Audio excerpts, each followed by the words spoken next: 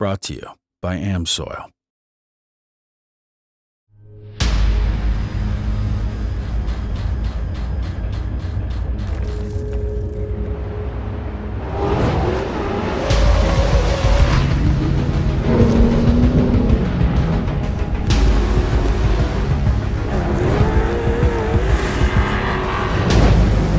A new generation is rising, an inevitable force primed to lay claim to what is theirs.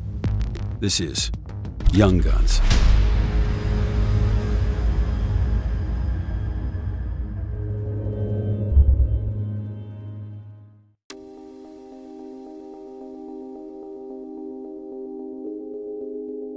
Time stops for no man, and the 2017 TORC season is no different. The opening rounds at the Bullring of Chicagoland are ancient history by now, with the tone set for an exciting and unpredictable year. A few new faces have made their presence known and are vying to prove that early results are no fluke. I've had maybe 30 laps on this brand new truck that my dad built, and he did an amazing job on it. And to be where we were in Chicago, right behind Johnny and CJ, we were really happy. We're still learning each time, throughout the season. We look forward to hopefully being in the front of those guys and making them chase us, and we'll be there soon, so we look forward to that. That outcome in Chicago was pretty big for us. It gives me a good head of steam coming into the season and wanting to fulfill that goal that I'm setting for myself. Shooting for a points championship, you got the big picture, but get there, take in big strides. Take it a little bit at a time, and that's what I'm gonna shoot for. A whole new set of challenges face racers as they head to Minnesota and further on into the north woods of Wisconsin and Michigan. The tight, technical circuit in Joliet is nothing like the rolling hills and varying terrain of ERX Motorsports Park in Elk River, or the blazing speeds and massive jumps of the legendary Crandon and Bark River tracks. These wild, Midwestern battlegrounds have a life of their own and can easily throw an unprepared driver to the wolves.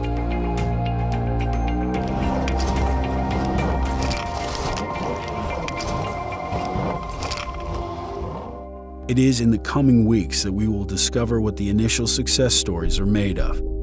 The true heart of a short-course off-road racer is created in this country, throttle wide, launching deep, and brawling door to door. Commitment is the name of the game, and without it there can be no hope of coming out victorious on these hallowed grounds.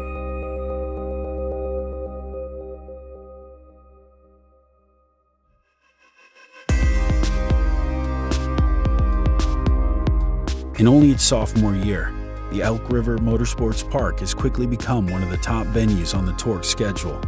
Its grand opening event in 2016 marked it as one of the most interesting and dynamic tracks that the series has seen, and with continued improvements in the off-season, the facility is primed for not one, but 2 championship race weekends in 2017.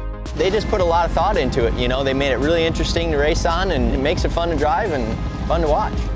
It is sick. It's super technical, and I love technical tracks, but in that technical, it's still fun and it's safe.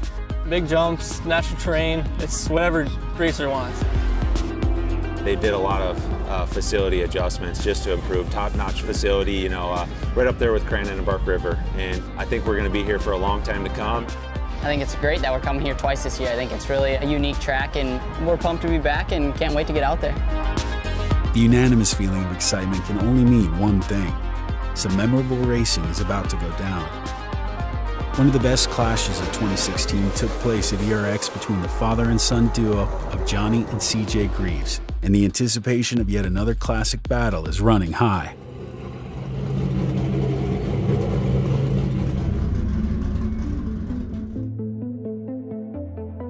At 22 years of age, most people are barely starting a career, let alone sitting at the top of their field.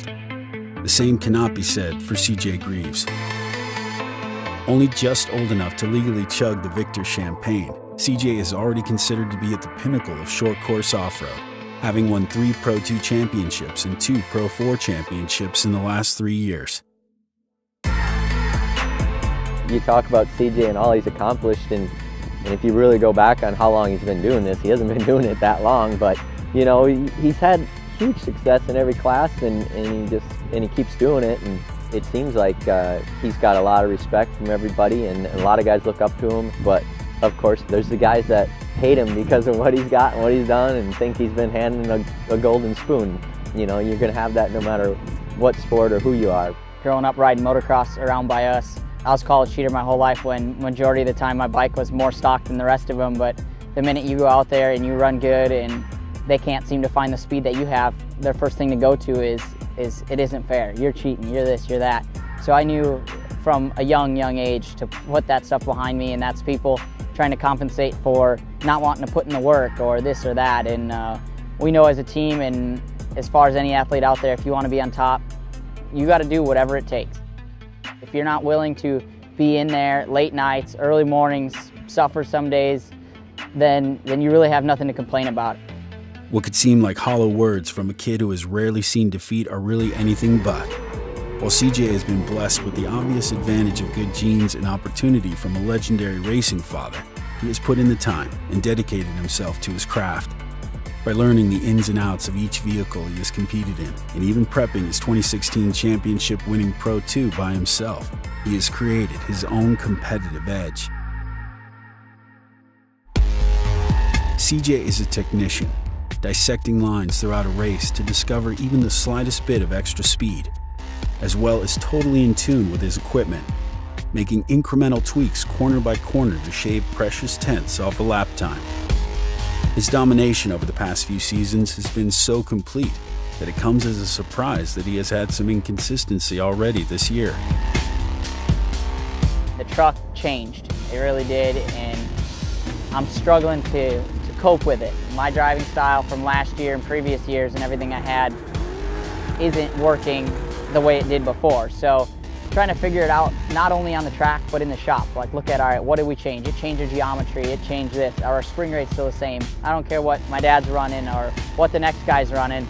We all drive different, and we're just worried about figuring out how to get this thing to suit me. As critical as he is about his alleged struggles, a first and a third in Chicago prove that CJ is still operating at a different level than most. Even so, a continued push for perfection is essential in order to stay at the head of the Pro 4 field. The pack is growing increasingly closer, with Father Johnny as fast as ever, and longtime friend Keegan Kincaid quickly getting the hang of his new truck.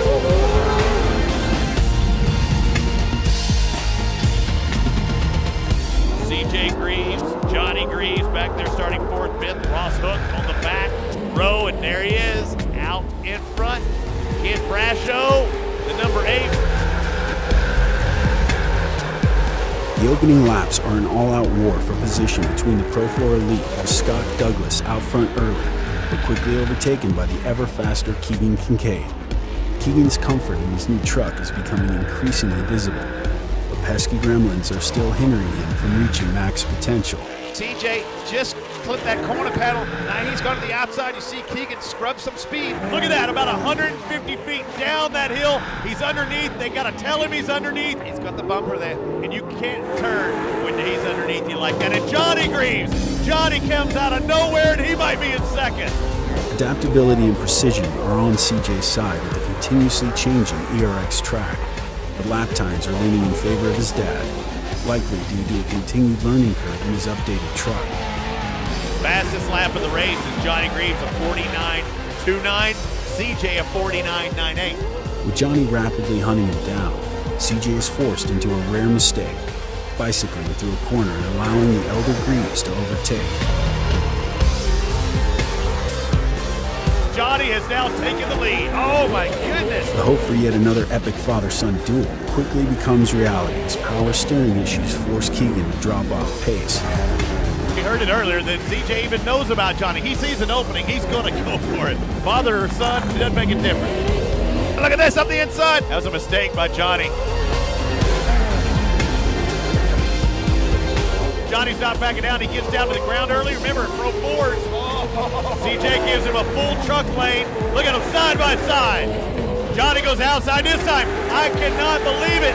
The inside's been quicker. CJ's going to be on the inside, and it takes him to the win. Winning is almost secondary to the thrill of the battle in a situation like this. The Greaves are all smiles, knowing the outcome could have easily gone the other way, but neither can afford to take their foot off the gas going forward.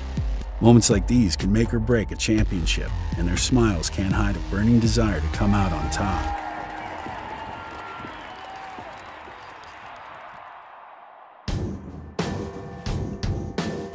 The Pro Light class of TORC is a proving ground.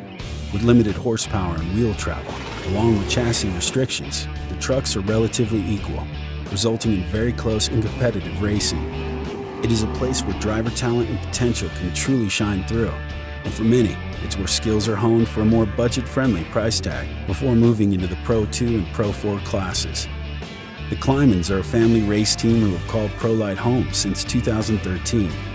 Brothers Cody and Kyle were introduced to TORC racing through their dad Mark, a three-time champion in the Super Stock class who also ran a year in Pro Light before handing over the reins to his sons. We have a great relationship, and we have a family logger business, and we work together every day.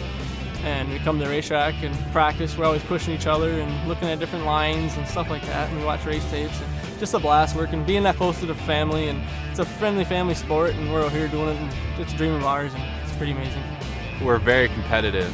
You know, like I grew up a little bit smaller and whatnot.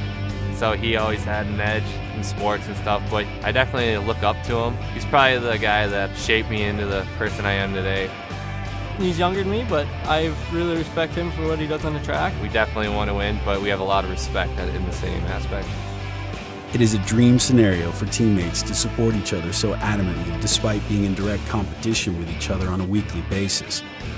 Success has come early and often for Kyle, the younger of the two brothers. He finished second in the 2016 championship despite missing 2 races and led the Pro Light field with 5 victories. Cody has had a tougher time finding results, particularly after 2 heavy crashes in the past year. Confidence can come and go with the wind at times, but it seems that the brotherly bond is a strong anchor for these two.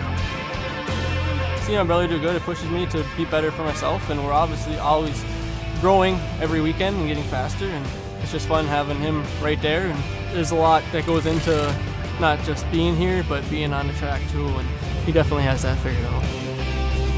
So far, 2017 is off to a promising start for both Klyman brothers. Chicago brought a 3rd place in round 1 for Cody and a win in round 2 for Kyle. Optimism is at an all-time high for the team, but they know better than to predetermine their fate. The true test lies ahead, the challenge of carrying their momentum into consistent results. As we look at our starting lineup, Kyle Klyman will be on the outside. The first ever winner in Pro Light here at ERX is Andrew Carlson on the inside of the 151. This is literally his backyard, but Kyle gets a good jump.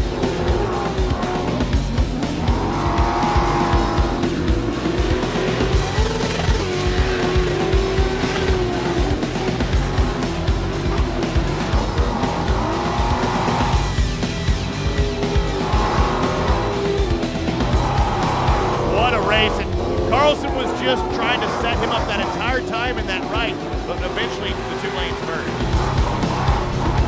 He's on the inside, a great position, because when you give somebody that inside, expect someone to take it in short course off-road racing. And that he did. Andrew Carlson to the front. Kyle Klyman's closed in though. This race is far from over. Yeah, on the outside, little mistake on the inside from Carlson. Now they're going to be side by side. Who's going to let off first?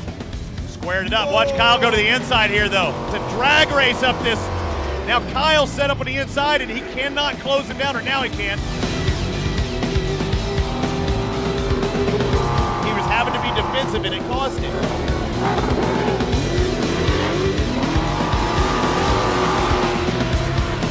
That outer line seemed to be working well. Cody took it back there in 3rd, but I don't know. Andrew got a pretty strong run from the inside, and I thought he even made him. Oh, and he's going over. Big crash. He can get on his wheels. If it's straight, he'll go. There's parts everywhere, but he keeps his foot in it, and what about it? With Carlson still reeling from his rollover, Kyle makes the most of his position at the front, laying down consistently quick laps and cruising to his 2nd straight victory. It is disappointment for Cody as he narrowly misses out on the podium. The margin for error is slim, and a few small mistakes prove to be the difference. Morale remains high in the climbing camp, but the work has only just begun in their quest for a championship. As unpredictable as TORC racing is, no one could have ever expected the role that weather would play in Elk River. A freak monsoon with gale-force winds and torrential rainfall descended on race teams as they prepared for Day 2 at ERX, causing devastating damage to pit areas and forcing race officials to postpone Round 4 racing until the series returns to Minnesota for the final championship rounds. The weekend saw excitement in all forms, but this somber conclusion leaves everyone scrambling to regroup. The first pilgrimage to the sacred grounds of Crandon International Raceway is on the horizon, and preparation is critical. Arriving to this legendary Wisconsin battleground in a vulnerable state could mean a quick trip to the altar as a sacrifice to the off-road gods. Many of the mythical figures of off-road racing have been born in the blinding dust and roaring horsepower that embodies Crandon. Careers have been made here, as CJ Greaves and Keegan Kincaid know well from watching their own fathers find glory on the top step of the podium. As young as they are, these two have already established their own legacy at this historic track. With multiple victories and Cup Race championships to their names, there is a mutual respect between them, born from years of clean competition in the Pro Light and Pro 2 classes. With Keegan now a part of the premier Pro 4 field, the stakes have never been higher, and the wars waiting to be waged will only grow increasingly more intense. Round 5 brings a decisive victory for CJ, as he shows the field his Crandon prowess.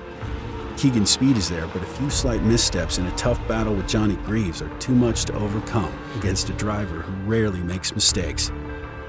A new day brings new determination and opportunity for Keegan to prove what he is made of. Jokes are made and laughs are shared as the drivers count down the minutes to the green flag, but underneath all the friendly facades are rabid beasts waiting to be unleashed. Let's look at the starting line. We're about to kick things off to the Pro 4-wheel drive. A great jump by Ross Hook again. He's going to have quite the lead. You see Keegan getting a good run as well. Drag race there with Johnny Greaves. Looks like Johnny's going to get the edge over the top of the corner. Johnny's not waiting around. He says, I'm not following for 2 laps. I'm getting as quick as I can. Now CJ knocking on the door. Might be doing a little more than knocking as he goes outside trying to get underneath. Johnny's early lead is short-lived as CJ makes a strong push down the front straight and comes out ahead. Yet another father-son duel is brewing, but a slick track leads to unexpected drama between the duo. CJ running in there and actually tapping him and bringing him around. CJ cannot be happy. Keegan's early patience has paid off, now sitting in second place behind Johnny at the midway caution. A healthy reverence for the elder Greaves is nothing to be ashamed of, but Keegan knows that the gloves must come off if he has any hope of coming away with a victory.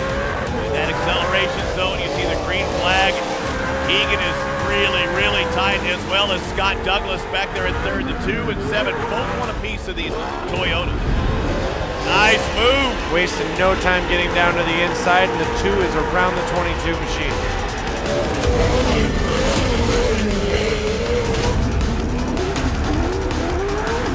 Keegan's pass is more than just a jab. He holds the lead for multiple laps, but with 2 to go, Johnny flexes his muscle and makes an aggressive pass in the Argonne corner. Johnny is all over him. This is it. He got it. With the taste of victory within his grasp and then suddenly pulled away, Keegan goes on a rampage to hunt down Johnny, doing all he can to close the gap. You're either the hunter or the hunted, and right now Johnny Greaves is being hunted down by Keegan Kincaid, and the next time around they will get that white flag. Whoa! Johnny with a huge mistake.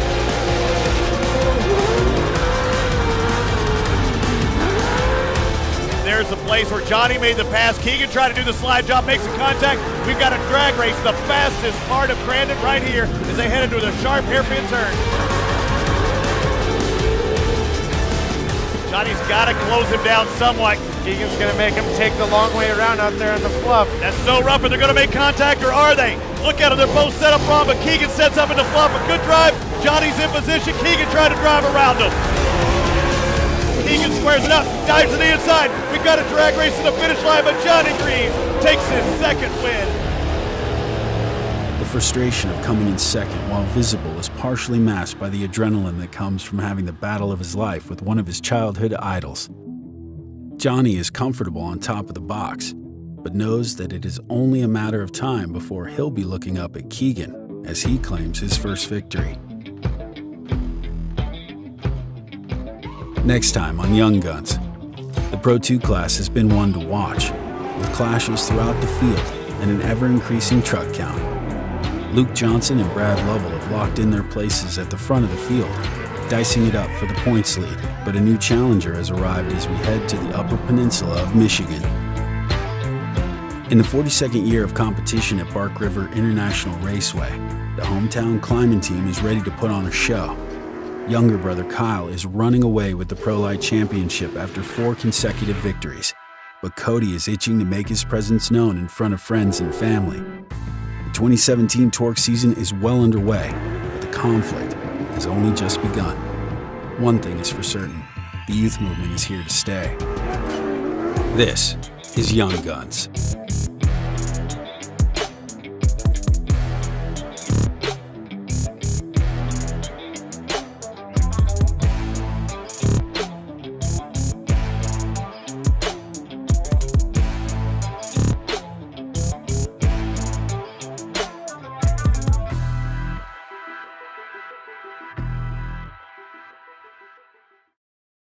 Brought to you by AmSoil.